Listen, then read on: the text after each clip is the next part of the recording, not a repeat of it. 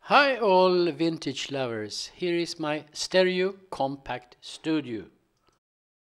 On top is a 3-band PLL quartz synthesizer with a display. You can display the frequency or the time. An alarm can be set, 10 radio stations can be preset. In the middle is the input selector, cassette, line in, turntable and radio. You can copy cassettes with normal speed or double speed. You can select Dolby and tape type, iron or chrome metal. At the bottom there are 2 cassette decks.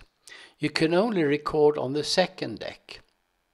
The speaker lever is controlled to the right. 220 volt is connected on the back side. Also you can use 10 batteries. 2 small batteries are required for the clock and the alarm.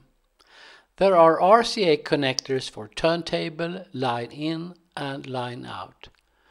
Also the speaker use RCA type connectors.